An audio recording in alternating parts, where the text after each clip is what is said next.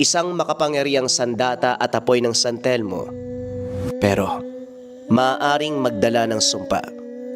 Sa bawat kaluluwa na mapapatay mo, maaaring masunog ang iyong kaluluwa. Kakayanin kaya ni Amado na tapusin ng sumpa o tuluyang susunugin ng San Telmo ang kanyang kaluluwa. Ang kwentong ito ay hango sa totoong buhay. Mula ito sa isa nating kabayan na itago na lamang natin sa pangalang Amado. Taong 1966, Escalante, Negros Occidental.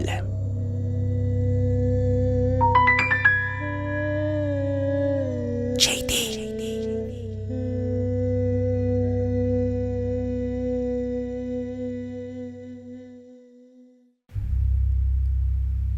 Sa baryo ng Escalante nakatira si Amado, isang magsasaka na mag-isang namumuhay.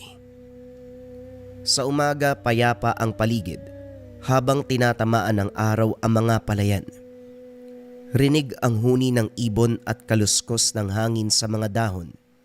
Nakangiti si Amado sa mga alagang pananim dahil ito lang ang kanyang kakampi sa magulong buhay. Simple lang ang buhay niya. Bangka na kahoy, lumang kubo, at isang kalabaw na matapat sa trabaho. Tuwing sumasapit ang hapon, unti-unting pinapalitan ng kakaibang lamig ang hangin. Sa baryo nila mabilis ang usapan tungkol sa mga nawawala nitong nagdaang buwan. Mga magsasaka na pumapasok sa kagubatan pero hindi na nakakabalik pa. May nagsasabing kinuha raw sila ng nilalang na apoy na gumagala tuwing kabilugan ng buwan. Si Amado, kahit kinakabahan, walang pagpipilian kung hindi ipagpatuloy ang pagsasaka. Kailangan niyang mabuhay. Isang gabi habang pauwi siya, dumaan sa lumang daan malapit sa gubat. Walang buwan at halos hindi na makita ang daan dahil sa ulap.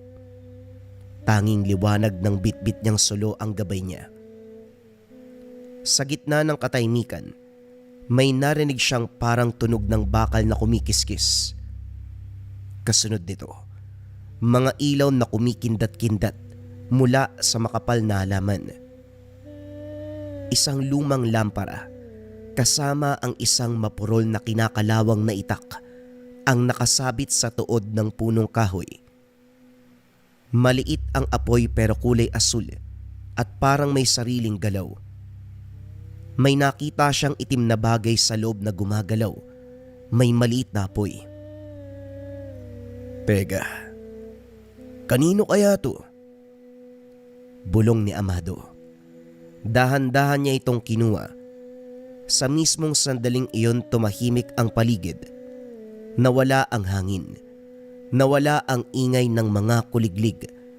Para bang tumigil ang buong mundo habang hawak niya ang dalawang bagay na yun. Sa ilalim ng lampara may nakasabit na itak. Mapurol ang talim nito. Kinakalawang, may mga nakaukit na simbolo malapit sa hawakan na hindi niya maintindihan. At doon sa hawakan, may natuyong dugo. Nanindig ang balahibo ni Amado. May tinig na pumapaloob sa isipan niya. Kunin mo! Kunin mo! Nabitawan niya ang sulo sa sobrang kaba. Malamig pero malalim ang boses.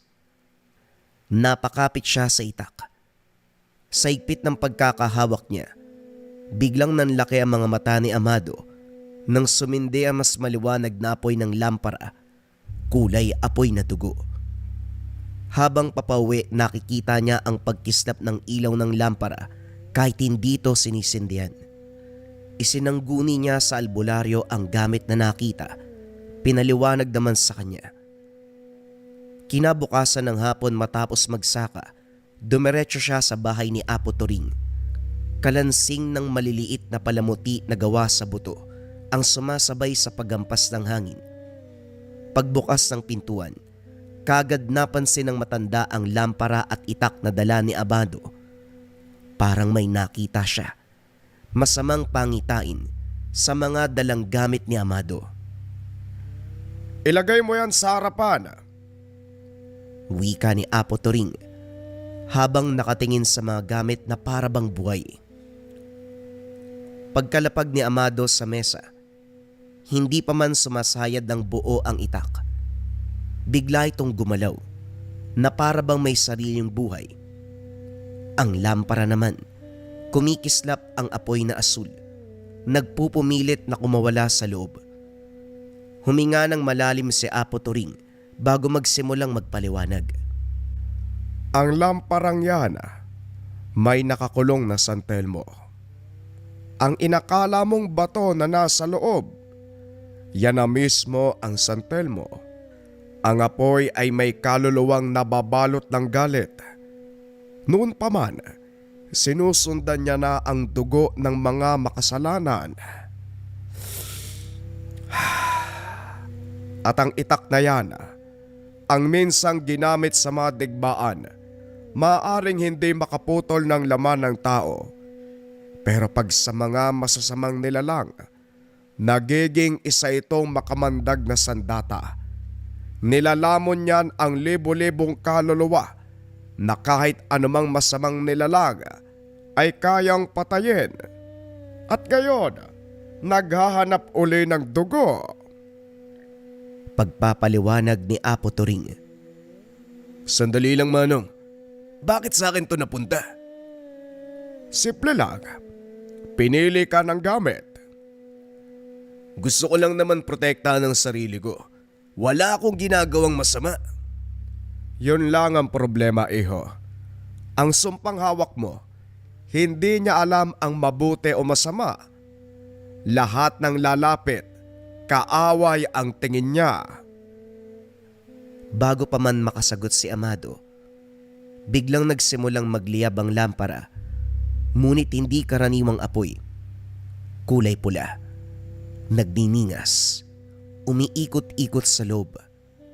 Nagkakaroon ng porma ng muka, nakangisi, bumubulong ng kanyang pangalan. Amado! Amado! Hindi pa man nakakasagot si Amado, biglang lumakas ang ihip ng hangin. Sumipol ang apoy sa lampara, nagliyab ang kulay dugo. Ang apoy ay hindi lamang sumasayaw. Nakangiti, marahas, mapanuksong ngisi na tila ba sarili ang iniisip. Pumikit ang mga mata ng apoy, humagalpak ng halakhak na boses na parabang mga demonyong sabay-sabay na nagsasalita. Amado, hindi ka ligtas kahit saan. Nabitawan ni Apo Turing ang balikat ni Amado. Napatras. Nanginginig ang mga daliri. Tumago sa sahig ang anino ni Amado. Humaba. Gumapang. Na parabang mabangis na nilalang na handang sumunggab. Narinig niya ang pamilyar na sigaw ng mga tumitili. Mga sigaw mula sa kanyang nakaraan. Amado, anong nangyayari sa'yo? Naku! Napataas ng kamay si Amado. Walang tigil sa panginginig. Ramdam niya ang pagilan ng sumpa mula sa kanyang kalooban. Parang may makuko na kumakalmot sa kanyang kaluluwa. Biglang tumigil ang apoy at umusok. Lumamig ang hangin. Bumalik sa ulirat si Amado, nangihina at parang himatayin.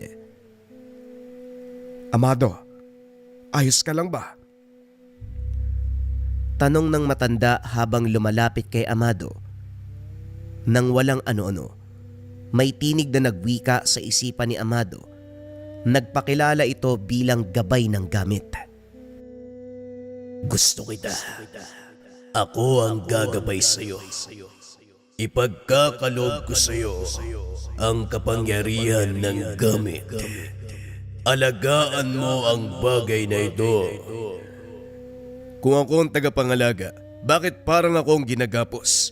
Pakiramdam ko, unti-unti akong kinakain ng... Hindi na natapos pa ang sasabihin. Sumambulat ang matinding kirot mula ulo hanggang talampakan. Dumampi sa kanya ang malamig na hangin. Umiikot ang kanyang paningin. Pumikit siya. Tuluyang nawalan ng malay. Nagising si Amado sa isang lugar na hindi pamilyar sa kanya.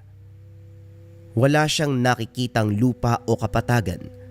Tanging usok at abo ang kanyang nakikita at mula sa kawalan, merong boses na nagsalita.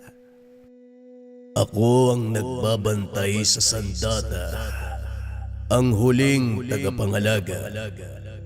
Ang mga nauna sa iyo ay nilamon ng kapangyarihan, naging sakim, mapanakit sa kapwa.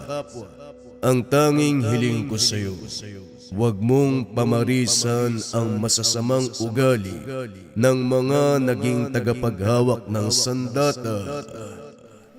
Napatingin si Amado sa paligid nang biglang lumabas ang isang lalaki na may kasuotang pangdigma.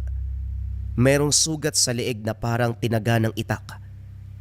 Sa kamay nito, ang itak na mahaba ngunit kupas ang talim, kalawang ang nangingibabaw. May bahid ng tuyong dugo na hindi maaalis kahit gaano pa ito punasan. Hindi kumukurap ang mandirigma. Diretso ang titig kay Amado. Siya ang huling may-ari ng itak. Ang unang biktima ng sarili niyang lakas. Sumipol ang hangin na parang humihingi ng awa. Umangat ang ulo ng mandirigma ng bagya. Sapat para marinig ni Amado ang paos at wasak na boses nito. Huwag mong hayaan na lunukin ka ng sandata, kagaya ng ginawa nito sa akin. Nanginginig ang kamay ng mandirigma habang hinahaplos ang punit sa leeg. Parang pinapaalala na yon ang parusa sa pagiging sakim sa lakas. Tila gustong ibaba ang itak pero hindi niya kaya, na para bang may sariling isipan ang armas. Pilit na naghahatak pataas ang talim, tila nais muling tumaga. Nung una, akala ko ito magliligtas sa amin. Hanggang sa ginamit ko ito sa mga inosenteng nilalang na namumuhay ng payapa. Tumulo ang apoy mula sa sugat niya sa leeg. Napakbang si Amado patras. Sa bawat patak ng apoy sa lupa, nagsusumamo ang mga anino sa paligid. Pero may libo-libong kaluluwang umiiyak. Takot ang pumatay sa kanya. Hindi ka man madapuan ng sugat. Kapag puso mo ang lalasunin ng kapangyarihan, mas masahol pa sa kamatayan ng kapalit. Biglang napayoko ang mandirigma. Pumitlag ng bahagya ang braso niya. At ang mapurol na itak, biglang kumislap ng dugot apoy. Si Amado ay napabalikwas mula sa higaan. Hinihingal. Basa ang pawis. Nanlalabo ang paningin. Unti-unti niyang naaninag ang mukha ni Catherine na nakadungaw sa kanya. Hawak ang isang gasera. Nanginginig sa kamay ng matanda. Aba, heto ka na. Akala ko kung ano nang nangyari sa'yo. Hinahabol ka na naman yata ng masamang panaginip. Kanina ka pa nagsasalita, Amado, kung ano-ano ang sinasambit mo tungkol sa tagapangalaga. Sa sumpa, sa apoy na kumain sa mandirigma. Napakurap si Amado. Tinapik ang sentido na tila may kirot mula sa panaginip. Katuring may nakita ko. Isang gabay. Isang mandirigma na naging apoy. May sinabi siya eh. Ikaw ang susunod. Para bang totoo ang lahat eh. Napakamot si Catherine sa kanyang puting balbas. Napabuntong hininga at tumingin sa labas ng bintana kung saan unti-unting humahawi ang dilim. Kung ano man ang panaginip mo, hindi basta-basta guni-guni. Tandaan mo sa buhay mong ito, walang nangyayaring aksidente. Lalo na't pinili ka ng isang gabay na hindi mo man lang hiningi. Tumayo ang matanda. Marahang tinapik ang balikat ni Amado. Halika muna at kumain ka. Mahaba pa ang araw. May dapat tayong pag-usapan tungkol sa sandatang hawak mo ngayon. Napatingin si Amado sa gilid ng kanyang higaan kung saan nakabalot pa rin sa lumang tela ang itak. Tila may malamig na hangin na dumaan sa kanilang pagitan bago nagsalita uli si Catherine. Ngayon ay mas seryoso ang tono. Ipapaliwanag ko sa iyo kung saan nagmula ang itak na yan. Sa maliit nilang hapag, tahimik na kumakain si Amado ng lugaw habang si Catherine ay tila nagpapalipad hangin ng isipan. Nakatingin lang ito sa itak na nakabalot pa rin. Bata pa ako nung una kong makita ang itak na yan. Siguro kasing edad mo lang ako noon eh. Itinakbo ng isang sugatang mandirigma ang sandatang yan dito sa baryo. Galing sa isang labanan sa bundok. Habang buhay ko pang maaalala ang apoy sa kanyang mga mata. Parang sinlupit ng kidlat. Dahan-dahang tumingin si Catherine kay Amado. Ang mandirigmang yon, siya ang nakita mo sa panaginip mo. Natigilan si Amado. Natuyuan ng laway ang lalamunan. Yung naging apoy? Yung tinamaan ng leg? Oo, siya si Gaston. Huling tagapangalaga bago ka. At hindi siya basta naging San Telmo. Isinumpa siya ng sandatang yan. Kapag nagamit mo ang lakas na hindi kayang kontrolin, sisip-sipin ng itak ang diwa mo. Unti-unti kang nagiging anino ng galit mo hanggang sa magliliyab ka. Tuluyan kang magiging kaluluwang nag-aapoy na naglalagaglag. Napayuko si Amado para bang biglang luminaw ang kabigatan ng mundo sa kanyang balikat. Hinahabol ni Gaston ang mga gumagamit sa kapangyarihan ng itak para sa kasamaan. Pero habang lumalaban siya, unti-unting kinain ng apoy ang puso niya. Siya mismo ang naging halimaw na nais niyang pigilan. Tumingin si Catherine, diretso sa mga mata ni Amado. Kaya ka pinili dahil ikaw ang naiibang uri ng mandirigma. Hindi ikaw ang naghahanap ng kapangyarihan. Ikaw ang tumatangi nito. At yon ang pinakamapanganib na kalaban ng sumpa. Tumahimik ang buong paligid. Maging ang mga ibon sa labas ay natigilan sa pag-awit.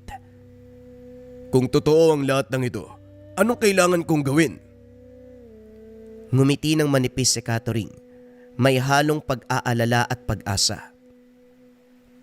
Matutong huminga at huwag mong hayaang lamunin ng takot o galit.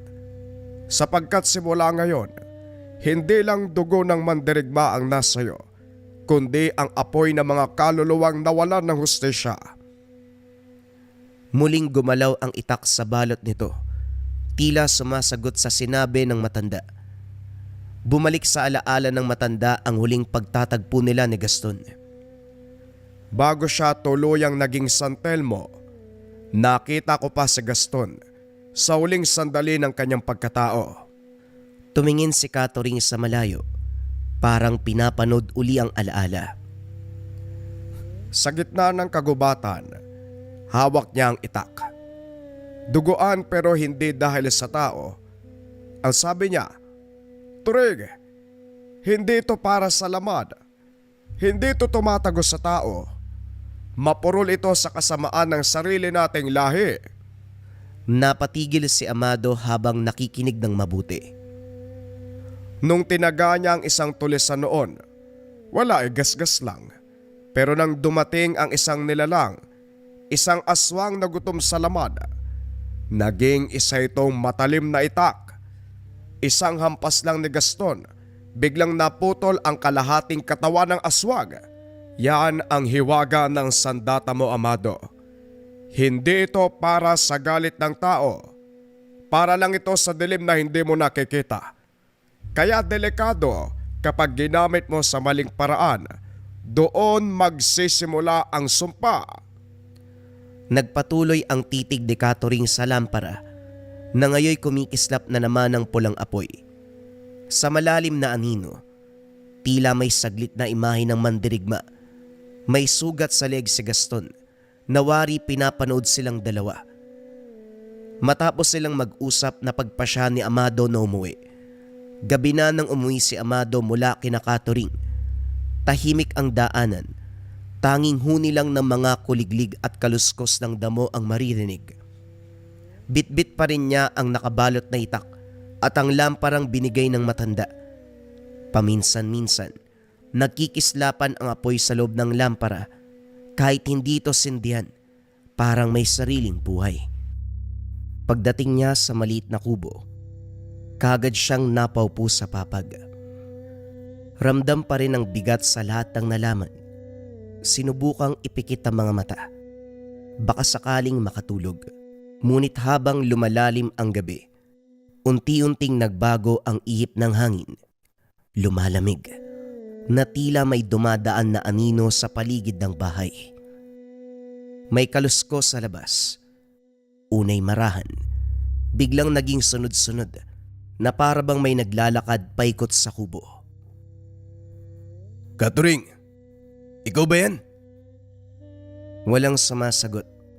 Mahinang halakhak ang naririnig. Tunog ng boses na hindi tao, pero matinis. Amado. Kagad siyang tumayo. Biglang nagliwanag ang lampara. Kumislap ang apoy. Kulay pula. Sa gilid ng bintana nakita ang isang nilalang. Payat. Mahaba ang buhok. Ang mga mata ay kumikislap na parabang uling. Ngumisi ito. Ipinakita ang mga matutulis at hindi pantay na mga ngipin. Matagal kitang inantay. Tagapangalaga. Kumalabog ang bubong. May mabigat na tumalon. Napatras si Amado. Kusang kumilos ang lampara. Ang apoy nito'y umangat. Lumaki. Nagsimulang bumuo ng hugis muka. Amado, gamitin mo ko. Isa siya sa mga nilalang na sinumpa ng apoy. Huwag ka matakot sa kanya. Tinanggal ni Amado ang balot ng itak. Mapurol. Kinakalawang. Parang luwat walang silbi. Pero nang pumasok ang malamig na hangin sa loob ng kubo, sumiklab ang apoy sa lampara at pumasok sa talim ng itak. Biglang nagbago ang itsura nito. Kumintab, kumislap at parabang humihinga. Umalulong ang halimaw. Kasabay nito ang paghinga ng malalim ni Amado. Kung ito ang kapalaran ko, naway gabayan ako ng amang may likha. Sumiklab ang lampara at sa unang pagkakataon gumalaw ang sumpang sandata. Pagsiklab ng apoy sa lampara, biglang tumigil ang lahat ng tunog sa paligid. Wala nang kuliglig, wala nang ihip ng hangin, tanging mga yabag ng halimaw sa bubong at tibok ng dibdib ni Amado ang naririnig. Biglang bumagsak ang nilalang mula sa kisame. Malaki, maitim at may mahabang kuko. Lumapag ito sa sahig na tila bahayop. Nakasayad ang dalawang kamay. Nakangisi. Naglalaway ng kulay itim na likido. Ang sandatang yan matagal nang gutom sa dugo. Noon pa man, kumakain na yan ng kaluluwa ng may hawak. Hindi kumbensido si Amado, pero ramdam niya ang bigat ng mga salitang iyon. Sa gilid ng kanyang paningin, ang lampara ay kumikislap. Tila binabalaan siya. Amado, huwag mong hayaang mangibabaw ang takot. Pakinggan mo ang pintig ng lupa. Siya ang gabay mo. Mabilis na sumugod ang halimaw. Halos hindi makita sa bilis. Sa isang iglap tumama ang kuko nito sa dingding. Nag-iwan ng lalim na bakas. Umatras si Amado sabay bunot ng itak. Mapurol pa rin ito. Walang ningning. hanggang sa maramdaman niyang may mainit na dumadaloy mula sa lampara papunta sa kanyang kamay. Biglang nanginig ang talim. Ang kalawang ay naglaho. Napalitan ng kumikislap na pulang liwanag. Nang sandaling iyon ay parang may huminga mula sa loob ng bakal. Humampas ang aswang. Hinarang ni Amado. Sa pagtama ng itak sumiklab ang apoy. Tumagos sa laman ng nilalang. Umalingaw-ngaw ang sigaw na para bang kaluluwang sabay na umaray. Isang mabilis na hakbang, sabay hiwa. Lumagablab ang katawan ng halimaw. Natunaw sa hangin. Ang naiwan lamang ay abo at halimuyak ng asupre. Nanginginig pa rin ang kamay ni Amado nang marinig niya ang tinig ni Gaston. Ang bawat kaluluwa na mapupuksa mo, may kapalit na bahagi ng iyong kaluluwa. Tandaan mo yan, tagapangalaga. Tahimik siyang napaupo. Nakatitig sa talim ng itak na ngayon ay muling naging mapurol. Sa labas naroon pa rin ang mga mata. Nagmamasid sa dilim. Marami sila. Nag-aantay lang ng susunod na gabi. Sumikat na ang araw sa Escalante. Ang hamog sa bukid ay mabigat. Parang ayaw pang lumisan. Sa maliit na kubo ni Amado, tahimik lang ang paligid. Pero sa loob amoy pa rin ang nasunog na kahoy at abo. Nakatulog siya sa papag. Hawak pa rin ang lampara. May maputlang marka sa kanyang braso. Hugis apoy. Bagyang kumikislap kapag tinatamaan ng sinag ng araw. Hanggang sa nakarinig siya ng mga yabag ng paa. Amado! Amado! Wika ng pamilyar na boses. Si Lira. Nakapalda na kulay maroon. May dalang basket ng mga gulay at halatang galing sa bayan. Pagbukas ng pintuan ni Amado, agad siyang tinignan ni Lira mula ulo hanggang paa. Anong nangyari sa'yo? Bakit ganyan yung mukha mo? Binabangungot ka ba? Ang itim ng ilalim ng mata mo. Ngumiti lang si Amado pero pilit. Walang problema. Napuyat lang siguro. Napuyat daw. Wika ni Lira. Sabay lakad papasok sa kubo. Amado, may kwento sa baryo ah. Kaninang madaling araw, may nakitang patay na hayop sa tabing gubat.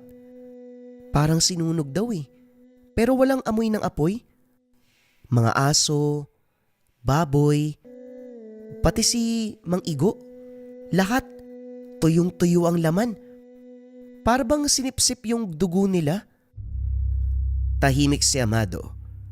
Ang kamay niyang may marka ay bahagyang nanginig. Ang sabi ng matatanda, may nagpakita na naman na aswang. Pero may nagsabi din may ilaw na kumikislap kagabi. Dito sa bahay mo, ikaw ba yun? Napatingin si Amado sa lampara sa mesa. Sa ilalim ng sikat ng araw ay parang ordinaryo lang. Wala nang pulang apoy. Siguro nakita nila yung lampara. Wala nang iba. Sa likod ng kanyang isipan, bumalik ang tinig ng apoy mula kagabi. Ang bawat halimaw na mapupuksa mo, may kapalit na bahagi ng iyong kaluluwa. Sumagi sa isip ni Amado kung totoo nga ba ang sumpa. Baka ito ang dahilan ng mga patay na hayop. Marahil may puwersang nagising sa paggamit niya ng itak. Napansin ni Lira na parang wala sa sarili si Amado. Hoy, ayos ka lang ba? Parang may iniisip kang mabigat ah. Ngumiti si Amado ng pilit. Ayos lang, Lira. Sige na. Magpapahinga muna ako. Paglabas ni Lira, tumingin siya muli sa lampara. Ang apoy ay muling kumislap. Isang saglit lang, pero sapat para maramdaman ni Amado na hindi pa tapos ang gabing yun. Hapon na nang dumilim uli ang langit. Makapalang ulap, parang nagbabadya ng ulan. Si Amado tahimik lang sa kubo, sinusubukang kalmahin ang isipan. Pinilit niyang kalimutan ang mga mata ng halimaw kagabi at ang mga salita nitong patuloy na nag-e-echo sa loob niya. Habang nililinis ang paligid, may narinig siyang katok sa pintuan. Pagbukas ng pinto, tumambad ang isang lalaking matangkad, nakaitim na damit. May dalang tungkod na may bungo ng kalabaw sa dulo. Maputing-maputi ang buhok, pero malalim ang mga mata. "Magandang hapon. Ako si Probo, ang bagong tagapayo ng baryo." Tagapayo, wala namang kaming narinig na papalit kay Apo Turing ah. Ngumiti si Probo. Mabagal, pero may lamig sa tono. Ang matanda na si Turing. Maraming bagay na hindi niya na kayang hawakan. Ako na ang magpapatuloy sa mga gawaing espiritual ng baryo. Habang nagsasalita, napansin ni Amado na nakatitig si Probo sa lampara sa mesa. Hindi man ito nagsasalita tungkol dito. Halata sa mga mata na may alam siya. "Maganda ang lampara mo. Lumang disenyo. Parang galing pa sa panahong hindi pa marunong magsinungaling ang mga anino." Hindi sumagot si Amado, pero ramdam niya, naninigas ang batok niya. Tila naramdaman ito ni Probo kaya ngumisi. "Mabigat yan ano? Ang mga gamit na may kasaysayan, madalas may hinihinging kabayaran. Naway kayanin mo." Tumalikod siya para umalis, pero bago pa tuluyang makalayo, huminto siya sandali, nagsalita ng hindi lumilingon. "Mag-ingat ka ngayong gabi, Amado. Ang mga nilalang ng dilim, hindi lang mga halimaw, paminsan ay tao rin." Pagkaalis si Probo, sumiklab ang lampara, isang kisap matang apoy, kulay itim. Mabilis ding namatay, pero sapat para marinig ni Amado ang bulong na halos hindi galing sa lampara kundi sa hangin mismo. Siya ang dahilan ng sumpa. Napahawak si Amado sa dibdib. Parang may dumaan na malamig na hangin sa loob. Sa malayo sa kalsada, si Probo ay ngumisi habang papalayo. At sa dulo ng kanyang tungkod, may maliit na pulang apoy na kumikislap, katulad ng nasa lampara ni Amado. Kinagabihan, tahimik ang hangin, ngunit may kakaibang amoy. Amoy ng dugo na hindi nalinis. Si Amado ay hindi mapakali. Kahit pagod, hindi siya dinadalaw ng antok. May malamig na pakiramdam na para bang may mga matang nakatingin sa kanya mula sa labas. Sa pagitan ng bawat tibok ng puso, naririnig niya ang bulong ng lampara. May gumagalaw sa kagubatan. Ang apoy ng sumpa ay muling naglalakad. Kinuha ni Amado ang itak, muling binalot sa tela at dahang-dahang lumabas ng kubo. Ang buwan ay kalahati lang, pero sapat para makita niya ang daang tinatahak. Habang palalim siya ng palalim, unti-unting lumalakas ang hangin. May mga aninong kumikilos sa paligid, parang mga usok na humihinga, hanggang sa narinig niya ang isang tinig. "Mga anak ng kadiliman, panahon na para muling bumalik ang apoy sa atin. Hindi na tayo magtatago pa." Sumilip si Amado mula sa likod ng puno. Sa gitna ng bakanting lupa may 3 nilalang na nakaluhod. Mga katawan ng tao pero may mga mata ng hayop. Lumuluha ng itim na likido. Sa harap nila, si Probo. Nakataas ang tungkod at sa dulo nito ay sumisindi ang pulang apoy. Ang itak ay muling nagising. Nasa kamay na ng bagong tagapangalaga. Ngunit kagaya ng mga nauna, luluhod din siya sa kapangyarihan. Mabilis ang tibok ng dibdib ni Amado. Gusto niyang lumapit pero natigilan nang makita kung paanong itinaas ni Probo ang kamay niya. Mula sa lupa, lumitaw ang mga anino, tila kaluluwa ng mga dating mandirigma. Lahat ay nagliliyab sa pula. Gaston, naririnig mo pa ba ako? Ang anak ng apoy ay nagbalik. Ngunit ngayon, sa akin siya susunod. Sa sandaling yun, nagliwanag ang lampara ni Amado sa kamay niya. Huwag kang lalapit, Amado. Siya ang ugat ng sumpa. Si Probo ang unang tumalikod sa gabay. Siya ang dahilan kung bakit naging halimaw ako. Napatras si Amado, pero naglalakad si Probo paharap. Parang alam niya na may nanonood. Ngumiti siya sa dilim. Lumabas ka na, tagapangalaga. Matagal na kitang inaantay. Nagtama ang mga mata nila. Nang sandaling yon kumislap ang mga anino sa paligid. Tila sabay-sabay humihinga. Sa gitna ng dilim, humigpit ang kapit ni Amado sa itak.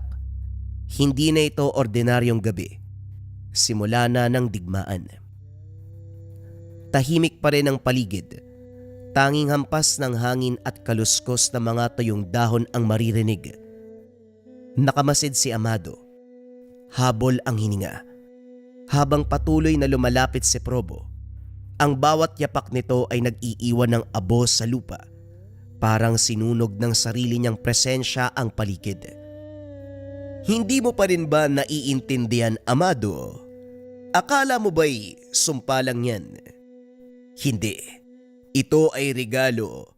Regalo mula sa mga nilalang na pinaniniwalaan niyong halimaw. Sa loob ng lampara, nagliyab muli ang pulang apoy. Isang tinig ang sumingit. Mahina, garalgal, ngunit puno ng awa. Probo, minsan siyang tinawag na tagapangalaga. Siya ang unang pinagkatiwalaan ng gabay bago pa ang lahat. Anong ibig mong sabihin? Siya ang unang piniling tagapangalaga ng itak. Ngunit sa kanyang panahon, lumaganap ang takot sa mga nilalang ng dilim. Sa halip na protektahan, pinatay niya ang mga inosenteng nilalang. Mga diwata, mga engkanto, tagapagbantay ng gubat. Akala niya kabutihan ang ginagawa niya.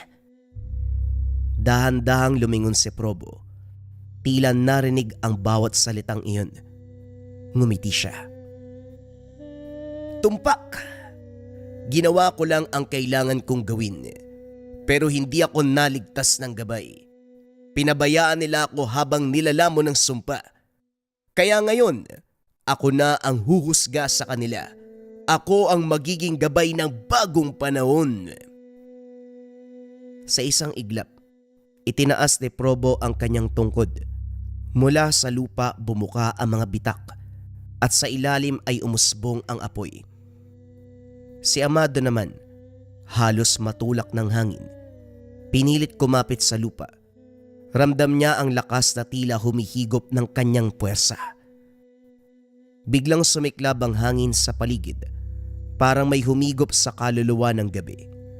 Ang apoy mula sa lupa ay unti-unting gumagapang paikot kay Amado. Parang may mga kamay na nag-aalab na gustong higupin ang kanyang diwa. Pinilit siyang tumayo. Nanginginig ang tuhod habang maigpit na hawak ang itak na kumikislap sa pagitan ng liwanag at dilim. Sa bawat paghinga niya, parang may humahatak pababa sa kanya. Isang bigat na galing sa ilalim ng lupa. Parang tinig ng mga naunang tagapangalaga na tinutulak siyang sumuko. Mula sa gitna ng apoy, tumawa si Probo. Malalim, basag, at tila maraming tinig na nag-uunahan sa kanyang lalamunan. Nararamdaman mo, hindi ba? Yan ang tawag ng mga kaluluwang nilamon ng iyong sandata. Bawat patak ng dugo, bawat pagdaing ng nasugatan ng itak na yan, nasa iyo ngayon. Umalingaw-ngaw ang boses. Sabay nagliyab ang lampara sa tabi ni Amado. Kumikislap sa pulang liwanag. Naglabasan mula sa usok ang mga aninong hugis tao. Mga tagapangalagang matagal nang nasawi. Nakatingin kay Amado na parang may hatol. "Huwag ka magpapalamon sa takot, Amado. Alalahanin mo ang iyong tungkulin. Hindi mo sila kaaway." Nanginginig pa rin si Amado. Sinubukan niyang isara ang isipan sa mga naririnig na sigaw. Dahan-dahan niyang itinaas ang itak. Kahit mabigat na parang bakal na may buhay. Sa sandaling yun, nagbago ang kulay ng apoy. Mula sa lupa ay naging bughaw at ang hangin ay lumamig na para bang may humihigop ng init ng paligid. "Imposible. Hindi mo kayang kontrolin ng bagay na yan." Kung tunay na sumpa ang sandata, masusugpo din ito ang sumpa. Sumabog ang hangin sa pagitan nila. Isang alon na bughaw at pulang apoy ang nagbanggaan. Parang dalawang bagyong nag-aaway. Lumipad ang mga bato. Yuko ang mga puno sa lakas ng puwersa. Si Probo. Nakataas ang tungkod na ngayoy ay nagmistulang itim na sibat na may nakakapit na mga kaluluwang nag-iiyakan. Hindi mo alam ang pinasok mo, Amado. Ako ang unang tagapangalaga. Ang sumpang yan ay sa akin bago pa lumabas ang iyong lahi. Umikot si Amado sa gilid. Iniiwasan ang pag-atake ni Probo. Sa bawat hampas ng tungkod, bumubuka ang lupa. Naglalabasan ang mga kamay na mga nilalang na nilamon ng dilim. Naramdaman niya. Hinihila ang kanyang mga paapay baba. Hinampas niya ang itak sa lupa. Isang hiwa. Naging pulbura ang mga kamay sa bughaw na apoy. Nagliyab ang lampara sa tabi niya. Sabay pakita ang anyong gabay. Isang aninong nakabalot sa liwanag. Amado, huwag kang lumaban sa galit. Ang lakas ng itak ay galing sa layunin, hindi sa puot. Layunin. Walang layunin ng sumpa kundi kumain ng kaluluwa. Sa isang iglap umatake siya. Tumalon sa hangin, pababa kay Amado. Sabay hampas ng tungkod na may kuryenteng dilim. Napatras si Amado. Tinutok ang itak pay taas. At nang magtagpo ang dalawang sandata, kumislap ang liwanag na halos bulagin silang dalawa. Sumabog ang alon ng enerhiya. Tinapon si Probo ilang metro palayo. Sumalpok siya sa mga bato. Si Amado ay halos matumba rin pero pinilit niyang bumangon. Huminga siya ng malalim, sabay naglakad papunta sa kalaban. Sa bawat takbang kumikislap ang itak, parang naglalagablab na kidlat. Hindi mo ko mapapatay. Ako ang sumpa. Kung ikaw ang sumpa, ako ang wakas mo. Bumuelo ng napakalakas si Amado. Buong puwersang hinampas ang itak. Tumama ito sa tungkod ni Probo. At sa sandaling yun, pumutok ang apoy na bughaw. Halos mabingi si Amado sa ingay ng pagsabog. Tumilapon silang pareho. Pero bago pa siya bumagsak, umikot siya sa hangin at sumaksak sa lupa ang itak. Nang sandaling yun, parang sumabay ang hangin sa galaw niya. Umiikot sa paligid na parang may buhay. Basag ang tungkod ni Probo pero buhay pa. Tumayo siya. Sa kamay niya nabuo ang isang bagong anyo ng sandata. Isang sibat na gawa sa usok at dugo. Hindi pa tapos ang laban, bata! Tumakbo siya. Mabilis na parang kidlat. Hinampas si Amado. Nagkasalubong sila sa gitna. Sibat laban sa itak. At sa bawat pagtama naglalabas ng liwanag at sigaw ng mga kaluluwa na nakulong sa kanilang mga sandata. Kung talagang ikaw ang sumpa, pakinggan mo ko. Hindi ko hahayaang lamunin mo ang lahat. Sa bawat salita niya, mas tumindi ang liwanag ng itak. Nagpupumiglas ito, tila gustong maglabas ng kapangyarihan na hindi kayang kontrolin ng tao. Si Probo ay nakangiti habang tumatama ang sibat sa balikat ni Amado. Ganyan nga. Pakawalan mo. Hayaan mong ikaw ang lamunin. Dumugo ang balikat ni Amado pero hindi siya umatras. Sa halip sinunggaban niya ang sibat gamit ang kaliwang kamay. Sabay tinaga ng kanang kamay, isang matinding hiwa pababa. Nagliyab ang hangin. Tumilapon si Probo. Tumama sa isang punong agad namang sumabog sa apoy. Habang nakaandusay si Probo, tumayo si Amado, hingal at duguan. Lumapit siya, itinaas ang itak, handang tapusin ang laban.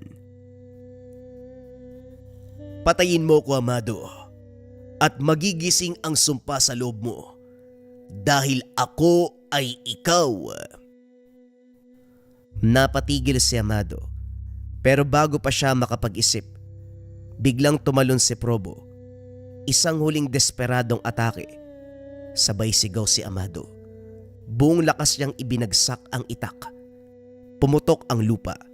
Naglaho si Probo sa alon ng bughaw at pulang apoy. Sa gitna ng usok nakatayo si Amado. Hinihingal. Nanginginig. Hawak ang itak na ngayon may pulang guhit na parang dumadaloy na dugo. Tahimik na ulan ang bumabagsak. Tinanggal ang abo sa paligid. Sa hindi kalayuan naririnig ang mga aso sa baryo. Tahol na parang may nararamdaman silang hindi karaniwan. Sa ilalim ng ulan, si Amado ay nakatingin sa langit. Tinig na halos pabulong. Kung sumpa nga ito, ako na ang magpapasan. Habang bumubuhos ang ulan, patakbo namang lumapit si Apo Toring. Basang-basa. Hawak ang lumang baston. Tinapik niya ang balikat ni Amado ng marahan. Tapusin mo na, iho. Ang apoy ay hindi para itago, kundi para palayain. Tahimik lang si Amado. Tumitig siya sa itak na ngayoy tila ordinaryong bakal na lang. Wala nang hinig o pagsigaw. Kinuha ang lampara, binuksan, at sa loob naroon pa rin ang bagyang alab. Mahina, nanginginig pero buhay. Gaston, kung naririnig mo ko, salamat. Hindi ko alam kung paano mo ko pinili, pero hindi ko na ipapasa sa iba ang bigat ng tungkulin. Sa pagbigkas ng mga salitang iyon, lumakas ang hangin. Nagliyab ng huling beses ang lampara. Bughaw, maliwanag, at sa gitna ng liwanag lumitaw ang anyo ni Gaston. Payapa na, walang sugat, walang galit. Tumango siya kay Amado bago tuluyang naglaho, kasabay ng pagkalma ng ulan. Sa likod niya, sumikat ang unang liwanag ng umaga. Tapos na, Amado. Nagwagi na rin sa wakas ang laban ng mga tagapangalaga. Ngumiti si Amado. Pagod pero magaan. Inilapag niya ang lampara sa ilalim ng punong mangga. Itinanim sa tabi ang itak. Hinayaan itong tabunan ng lupa. Sa unang pagkakataon matapos ang mahabang taon, nakaramdam siya ng katahimikan. Habang unti-unting lumalabas ang araw, sa may kanto ng bukid, may aninong babae na nakasilong. Si Lira. Tahimik siyang nakatingin. Hawak ang maliit na basket ng pagkain. Nang magtama ang kanilang mga mata, ngumiti siya at sa unang pagkakataon, ngumiti rin si Amado na walang bigat sa dibdib. Ang ulan ay huminto. Ang araw ay sumikat. Ang sumpa ay tuluyan ng natapos. Pagkalipas ng ilang linggo, muling bumalik sa tahimik na buhay si Amado. Sa baryong minsang nilamon ng dilim, unti-unti nang bumalik ang mga tao sa kanilang mga bukid. Ang mga gabi na dati ay punong-puno ng kaba at bulong, ngayon ay muling may halakhak na mga bata at huni na mga kuliglig. Sa maliit na kubo sa gilid ng palayan, nakaupo si Amado. Tinatali ang mga kumpol ng palay. Sa tabi niya ay naroon si Lira, nag-aayos ng mga ulam sa mesa. Wala nang lampara sa gitna ng silid. Tanging liwanag ng araw at init ng apoy sa kalan sa gabi ang kasama nila. Hindi ka pa rin ba sanay sa tahimik na gabi? Ngumiti si Amado, tumingin sa malayo. Tahimik na gabi ang matagal ko nang pinagdarasal. Lumapit si Lira, inilapag ang kamay sa balikat niya. At ngayong natupad na, anong kailingan mo? Wala na. Basta ikaw manatili ka lang dito. Baka masanay ka sa akin ha? Mas mabuti nang masanay sa'yo kaysa masanay sa kadiliman. Umihip ang hangin sa bukid.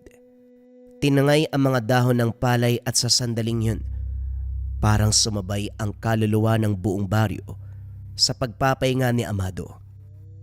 Tahimik, buo, payapa. Sa dapit hapon, habang nagsisindi si Lira ng kalan, napatingin si Amado sa punong mangga, kung saan niya inilibing ang lampara at itak. Sa ilalim ng mga ugat, may bahagyang liwanag na kumislap. Mahina, hindi apoy, kundi patunay na may kaluluwang nagbabantay. Hindi ito sumpa, kundi isang alaala. Isang alaala ng malakas na gamit. Ang apoy sa lampara, ang apoy ng santelmo, at isang malakas na uri ng itak. Ang makapangyarihang itak na ginamit ng panday. Ang itak ng kamatayan. Kumusta mga kabayan? Magbabasa tayo ng patotoo patungkol sa marakuyo bracelets natin. Ayan na yung mga bagong version natin, yung white sa lava, pero nandito pa rin yung OG version na glossy black and brown mga kabayan. Dako tayo sa ating first patotoo. Baka 5 lang yung basahin ko kabayan, sobrang dami na kasi nito. Sabi ng kabayan natin, dumating na po yung marakuyo bracelet ko po. Grabe po yung kabog ng dibdib ko habang ino-open ko, tas nang nahawakan ko na sobrang saya ko po. Tapos suot ko po siya nang matulog ako. Ang sarap ng tulog ko. Umaga ako nagising. Totoo po ang lahat ng sinabi nyo. Pakita natin yung comment. Andyan yan kabayan. Sabi ni kabayang Miss Carter. Basa pa tayo ng isa kabayan. Okay, etong next comment natin kabayan ay mula kay Yvonne Octoso. Ang sabi niya, grabe ang product na marahuyo. Unang suot ko pa lang, 2 araw pa lang, ramdam ko na kaagad yung energy. Parang nililinis niya yung dark thoughts ko, naging positive ako, kalmado at mas malinaw na ang pag-iisip. Dati, di ako naniniwala pero ngayong nasuot ko na, totoo pala, nagbibigay talaga ng proteksyon. Salamat seller, fast transaction pa. Next comment, basa pa tayo mga kabayan. Sabi ni Big Boss, thank you sir, bilis dumating, ang ganda ng marahuyo white. Quality napakaganda at napakagaling ng gamit na ito. Complete and no damage. Thank you Sir JD, God bless always. Salamat din Big Boss. God bless also. Ilan lang yan sa mga patotoo patungkol sa marahuyo bracelet mga kabayan. Pwede nyong i-check, i-visit nyo yung Lika Merchandise. Makikita nyo yung sobrang daming reviews. Kalimitan kasi sa mga reviews na nababasa ko mga kabayan, una nawawala yung pangangati nila kapag suot ang marahuyo bracelet. Sa gabi nakakatulog sila ng payapa, nawawala na yung mga panggagambala. Yung pananakit ng tiyan, yung pananakit ng ulo, magmula nang nasuot nila yung marahuyo bracelet, nawala lahat yun mga kabayan ko. Ang marahuyo bracelet kasi itong suot-suot ko ay depende sa espiritual. Kontrakulam, barang, tigalpo, palipadhangin, usog, o kahit anong masamang uri ng sumpa. Nandito rin yung tinatawag nating rebuelta mga kabayan ko. Kung ano man yung sumpa na ibinigay sa inyo, ibinabalik dun sa taong nagbigay. Kung interesado ka, pili ka ng version na gusto mo mga kabayan, pare-pareho yan ng bisa. Visit nyo lang ang shop ng Lika Merchandise. Mag-ingat sa mga scammers.